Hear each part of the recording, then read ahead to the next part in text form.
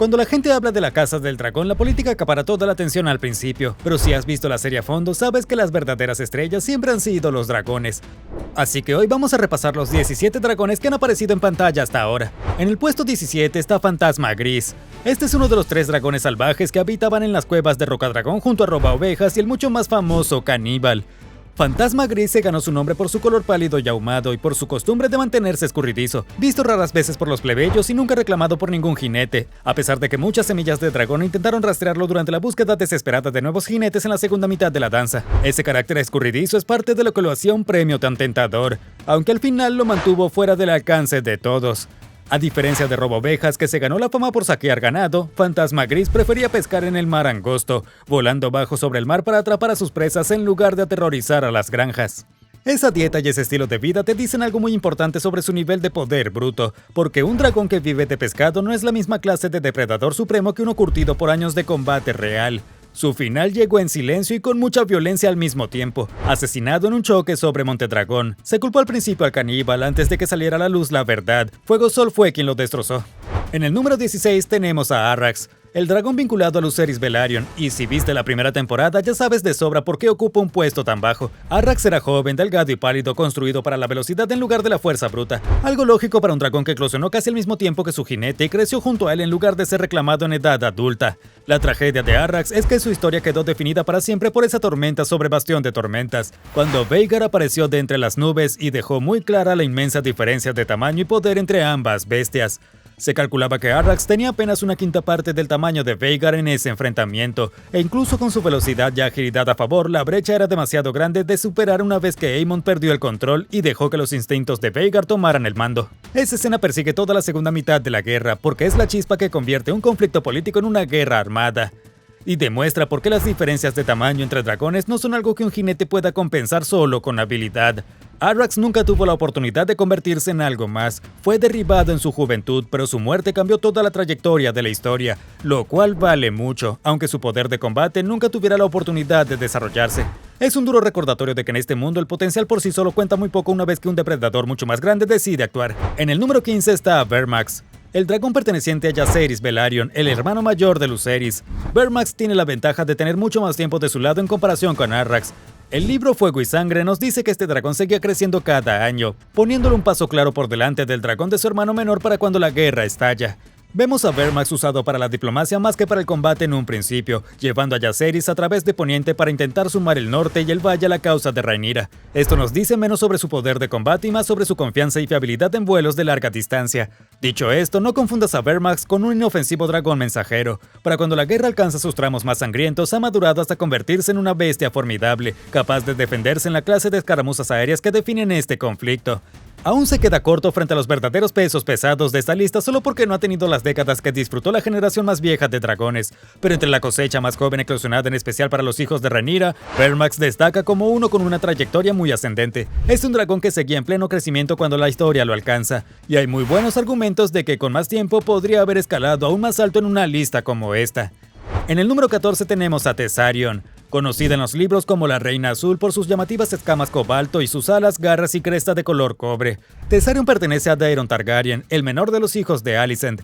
Durante la mayor parte de la serie, hasta ahora ha existido casi en su totalidad fuera de pantalla, escondida en Antigua mientras su jinete crece hasta convertirse en alguien capaz de controlarla en batalla.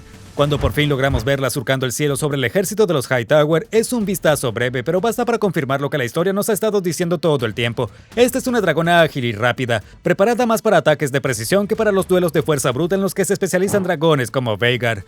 Para cuando la danza alcanza sus últimas etapas en los libros, Thessarion ha crecido hasta alcanzar casi un tercio del tamaño de Vermithor, lo que la sitúa de lleno en el medio en lugar de estar abajo con los verdaderos jóvenes. Y su historial de combate aéreo durante la guerra termina siendo muy impresionante, considerando lo tarde que entra en la pelea. Llegando al número 13 está Robaovejas, otro del trío de dragones salvajes de Rocadragón. Descrito en el material de origen como flaco en lugar de corpulento, aún así Robaovejas representa una amenaza genuina, porque los dragones salvajes que crecen fuera de la estructura de los pozos dragón se desarrollan muy distinto que sus primos domesticados. A menudo terminan siendo más grandes y peligrosos, justo porque nada ha limitado su crecimiento. Su reputación entre los plebeyos proviene de su costumbre de saquear el campo en busca de ganado, arrebatando ovejas y algún que otro perro pastor con mala suerte directo a las laderas de Rocadragón y el valle. Esa es justo la clase de comportamiento que te dice que no se trata de una criatura dócil y fácil de entrenar como los dragones vinculados a la realeza Targaryen desde el nacimiento. Robaovejas forma un vínculo más adelante con Rhaena Targaryen, pero sigue siendo una carta comodín, ya que ella aún no puede controlarlo del todo, y esa falta de control es justo lo que hace que esta pareja sea tan tensa de ver en acción. En el número 12 tenemos a Danzarina Lunar, la dragona de Baela Targaryen. Puede que te sorprenda verla más arriba en la lista, pero la fuerza no se mide solo por el tamaño. Danzarina Lunar nunca se convirtió en uno de los dragones masivos de Poniente. En los libros se describe de forma explícita que nunca creció más allá del tamaño de un caballo, lo cual es muy pequeño para los estándares de los dragones Targaryen. Pero aquí es donde la velocidad y la habilidad superan por mucho a la masa bruta. Danzarina Lunar se muestra y se describe una y otra vez como una de las voladoras más rápidas y ágiles de toda la guerra. Es capaz de superar en maniobras a dragones que la empequeñecen en tamaño. La serie ha aprovechado esto dándole un enfrentamiento con Fuego Sol, un dragón mucho más grande que ella y haciéndola salir victoriosa a través de pura maniobrabilidad en lugar de fuerza bruta. Baela también merece crédito aquí. Es intrépida y astuta, dispuesta a empujar a Danzarina Lunar a situaciones que un jinete más cauteloso evitaría. Y esa asociación agresiva es justo lo que le permite a una dragona más pequeña pelear muy por encima de su tamaño real. En el número 11 está Fuego Sueño, la dragona vinculada a Helaena Targaryen y una de las presencias desaprovechadas más trágicas de toda esta lista.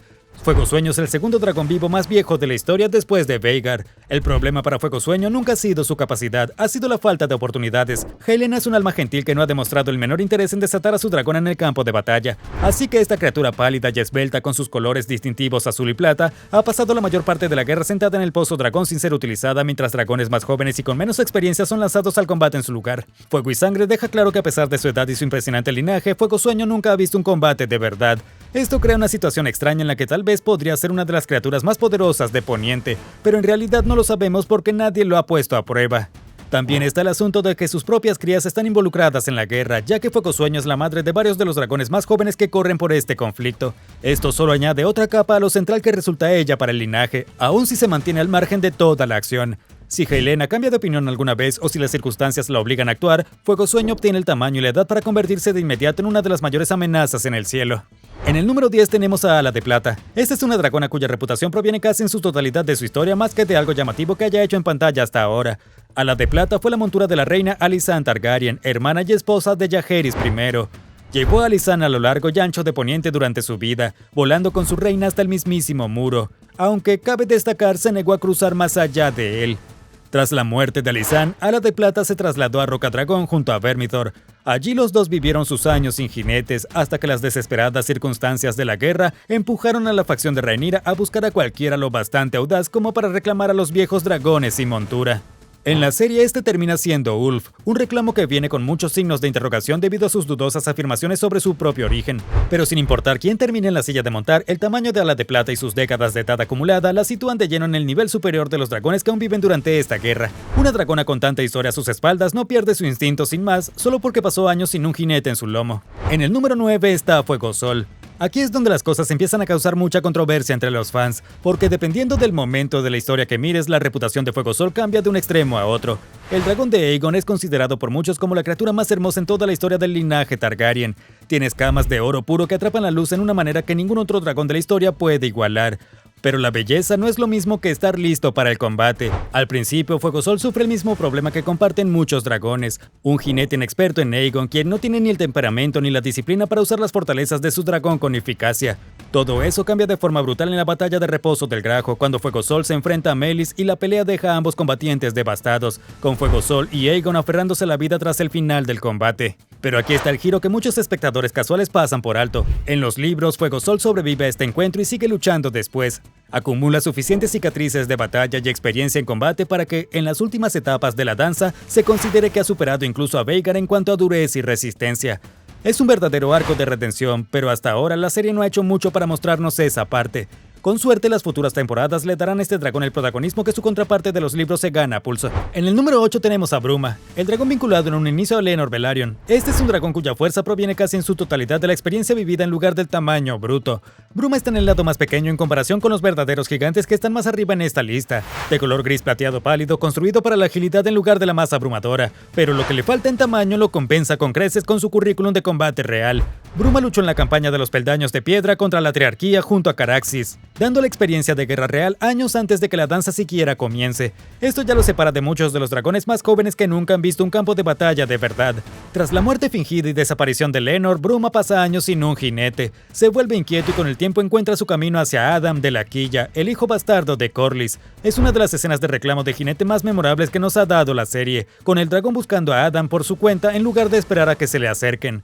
Según Fuego y Sangre, Bruma cambia el curso de la guerra por segunda vez cuando Adam avanza para recuperar la ciudad de ladera de las fuerzas traidoras. Aunque ese mismo enfrentamiento termina en tragedia cuando Vermithor, enfurecido y sin jinete, lo alcanza y lo mata. A pesar de que Bruma se defendió con todo lo que tenía. Puede que no tenga el tamaño para intimidar, pero muy pocos dragones en Poniente acumularon tanta experiencia de combate relevante en su vida como lo hizo Bruma. Llegando al número 7 está Syrax, la propia dragona de Rhaenyra. Es posible que muchos fans no estén de acuerdo con ponerla tan arriba en la lista, pero cualquiera que conozca la historia entiende por qué pertenece a este lugar. Syrax es una gran dragona de escamas amarillas que ha pasado décadas al lado de Rhaenyra. Es lo bastante vieja y grande como para no haber necesitado nunca demostrar su valía de la misma manera desesperada que algunos de los dragones más jóvenes. Su tamaño por sí solo la pone en competencia cerca de la cima de la cadena alimenticia, y aunque la serie ha tenido cuidado de no lanzar a su personaje principal de cara a los combates de dragones más violentos, como lo hace con los personajes secundarios, esa contención es una decisión política de Rhaenyra y no una limitación real de lo que Syrax es capaz de hacer. Vemos que su sola presencia cambia el equilibrio de poder en Desembarco del Rey tras la muerte de Viserys, cuando Rhaenyra usa a Syrax como una demostración de fuerza para ayudar a asegurar su posición contra la facción de Alicent. Esto prueba que a veces la mejor arma de un dragón es el simple hecho de existir como una amenaza creíble. Syrax representa estabilidad y antigüedad en lugar de hazañas de combate llamativas. Es el equivalente en dragón a una reina que no necesita pelear cada batalla en persona, porque su sola presencia ya cambia los cálculos de todo a su alrededor. En el número 6 tenemos a Meleys, conocida en todo Poniente como la Reina Roja. Y si le preguntas a los fans, esta dragona merece un puesto mucho más alto. Meleys ya tenía décadas de edad para cuando el rey Viserys siquiera había nacido, lo que la sitúa de lleno en la misma generación que leyendas como Vhagar y Caraxes. Y las historias de Poniente son claras al afirmar que durante el reinado de Jaehaerys I se consideraba que Meleys superaba a ambos dragones en términos de capacidad bruta. Montada por Rhaenys Targaryen, la mujer a los que los fans aún llaman la reina que nunca fue, Meleys se convierte en uno de los pilares tácticos y emocionales de toda la guerra, y su muerte en la batalla de Reposo del Grajo se erige como uno de los momentos más devastadores que la serie ha producido, lo que hace que esta batalla sea tan importante desde la perspectiva de una clasificación de poderes contra quien pelea, porque Meleys no cae sin dar pelea, ni lo hace ante un dragón inferior al azar, cae solo tras un brutal choque a tres bandas que involucra tanto a Fuego Sol como al final a la propia Vhagar, el dragón vivo más fuerte de toda esta época. Requerir esa clase de poder de fuego para ser derribada, incluso en una pelea que pierde al final, te dice todo sobre lo peligrosa que era Meleys en realidad. Y ver a Rhaenys montarla hacia ese combate con pleno conocimiento de sus probabilidades sigue siendo uno de los momentos más heroicos y silenciosos de toda la historia. Muy pocos personajes en esta serie se despiden con tanta pura rebeldía intacta. En el número 5 está Caraxes, el gusano sangriento. No hay forma de hablar de este dragón sin imaginar de inmediato a Daemon Targaryen. Los dos son tan inseparables como cualquier pareja de jinete y dragón en toda la serie. Caraxes tiene un aspecto muy singular entre los dragones que hemos visto, con ese cuello largo y serpenteante y unas escamas de un rojo profundo que lo hacen fácil de reconocer al instante, incluso desde la distancia. Su edad se remonta tan atrás que ya era lo bastante grande como para ser montado décadas antes de que los eventos de la danza siquiera comiencen. Esto sitúa su verdadera edad en un rango de entre 60 y 70 años para cuando estalla la guerra. Ganó su experiencia durante la Guerra de los Peldaños de Piedra, arrasando con las fuerzas de la Triarquía junto a Daemon en algunas de las escenas de acción más satisfactorias que la serie nos dio en su primera temporada. Pero el momento que define a Caraxes es la pelea en la que logra derribar a la mismísima Vhagar. Daemon usa la velocidad y agilidad superiores de Caraxes para superar en maniobras una y otra vez a la mucho más grande y vieja Vhagar, logrando encerrar a ambos dragones en una espiral de muerte que termina con Daemon matando al jinete de Vhagar y ambos dragones estrellándose hacia su perdición juntos. Esa disposición de Caraxes para seguir a Daemon hacia una pelea que era en la práctica una misión suicida contra una dragona que lo superaba por mucho tamaño y lograr derribarla con éxito es uno de los momentos individuales más trascendentales de toda la guerra. En el número 4 tenemos a Vermithor, la Furia de Bronce. Este es un dragón del que casi nadie habla lo suficiente, considerando lo verdaderamente aterrador que es. Vermithor fue una vez la montura del rey Jaehaerys Targaryen, el mismo rey recordado como el gobernante más sabio y exitoso que los Targaryen hayan producido. Para cuando llega la danza, Vermithor tiene casi un siglo de edad, convirtiéndolo en uno de los dragones más viejos y grandes aún vivos, segundo en escala solo frente a Veigar. Durante años estuvo sin jinete en Rocadragón, esperando a alguien lo bastante valiente o desesperado como para acercarse a él. Ese alguien termina siendo Hugh Martillo, un herrero con sangre Targaryen corriendo por sus venas desde hace generaciones. Y el momento en que Hugh reclama con éxito a Vermithor representa uno de los mayores cambios de impulso que produce la guerra, dándole al instante a la facción de Rhaenyra un arma capaz de pelear cara a cara con cualquier cosa que los verdes puedan lanzarles. Obtenemos una prueba brutal de lo peligroso que es Vermithor cuando, tras quedarse sin jinete y enfurecido después de otro combate, alcanza a Bruma durante la batalla alrededor de la Ladera y lo despedaza sin más a pesar de que Bruma se defiende con todo lo que tiene. Vermithor no necesita coreografías llamativas para demostrar su punto. Su tamaño puro, su edad y su poder acumulado hablan por sí solos cada vez que decide involucrarse en la pelea. En el número 3 tenemos a Veigar. Es el último dragón vivo que llegó a volar durante la conquista de Aegon, lo que la hace lo bastante vieja como para haber luchado junto a Valyrion el Terror Negro durante la fundación original de la dinastía Targaryen en Poniente. Fue montada en un inicio por la reina Visenya, uno de los 3 hermanos Targaryen que conquistaron los 7 reinos juntos.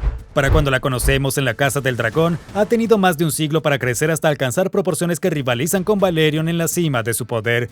Esto la convierte en la dragona viva más grande del mundo para cuando estalla la danza. La forma en que Aemond la reclama, subiéndose a su lomo siendo un niño, a pesar de que ella ya le pertenecía a Laena Velaryon, y perdiendo un ojo en el caos que sigue cuando Lucerys lo ataca por ello, solo aumenta la sensación de que esta es una dragona cuya sola presencia inspira tanto terror como obsesión en partes iguales. Una vez que Aemond crece hasta convertirse en un jinete muy capaz, Veigar se vuelve un instrumento de pura devastación. Mata sin ningún esfuerzo tanto a Arrax como a su joven jinete Lucerys en esa fatídica tormenta sobre Bastión de Tormentas, con casi nada de esfuerzo. Más tarde juega un papel decisivo en el brutal combate entre 3 dragones que cobra la vida de Meleys y Rhaenys en Reposo del Grajo. Su tamaño sí viene con un gran inconveniente que la historia se asegura de señalar. Toda esa masa la hace mucho más lenta en el aire que los dragones más jóvenes y ágiles. Esta es justo la debilidad que Daemon y Caraxes explotan para poder derribarla al final. Pero durante la gran mayoría de esta guerra, nada entre los dragones vivos ha podido igualar su poder destructivo puro, y esa es la razón por la que sigue ocupando un lugar tan alto en esta lista.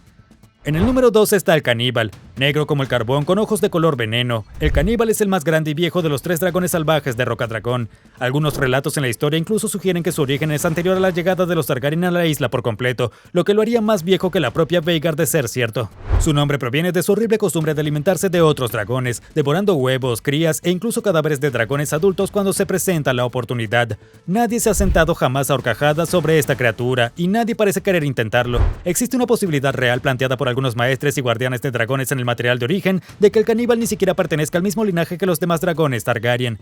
Esto explicaría su hostilidad abierta hacia los de su propia especie. Sea cual sea la verdad sobre sus orígenes, el simple hecho de que nadie se haya atrevido jamás a intentar reclamarlo te dice todo sobre la reputación que carga. Es justo esa naturaleza salvaje y sin control lo que lo empuja por delante de Veigar en esta clasificación. Y eso nos lleva por último al número 1, el dragón más peligroso que jamás haya existido en todo este universo. Valyrion el Terror Negro. Valyrion fue la propia montura de Aegon el Conquistador durante la conquista en sí. Él junto a Veigar y Meraxes quemaron el campo de fuego y forjaron los 7 reinos en uno solo. Pasó a ser montado por el rey Maegor el Cruel y más tarde por el príncipe Viserys. Para cuando al fin murió de vejez durante el reinado de Jaehaerys I tenía más de 200 años, siendo el dragón más longevo en la historia Targaryen. Todos los relatos sobre Valyrion coinciden en una sola cosa, que fue el dragón más grande que jamás haya existido y punto. Se decía que sus mandíbulas eran tan grandes como para tragar un uro entero, sus dientes eran tan largos como espadas y su envergadura tan inmensa que su sombra por sí sola podía cubrir pueblos enteros cuando pasaba volando. Su fuego ardía de color negro y a veces con vetas rojas, y en la cúspide de su poder era lo bastante caliente como para derretir acero y fundir arena hasta convertirla en vidrio. Incluso Veigar, que llegó a ser más grande que cualquier otro dragón vivo durante la danza, nunca igualó a Valyrion en su apogeo absoluto. Esa brecha de escala es justo el motivo por el cual la serie trata su cráneo, aún descansando en las bodegas bajo la Fortaleza Roja mucho después de su muerte, como un recordatorio visual tan inquietante de cómo solía verse el poder de los Targaryen. Nada de lo que vuela durante la guerra por los peldaños de piedra o la danza de los dragones se acerca ni un poco a lo que Valyrion representaba en su mejor momento. No te pierdas nuestro otro video sobre cada dragón y jinete de la Casa del Dragón.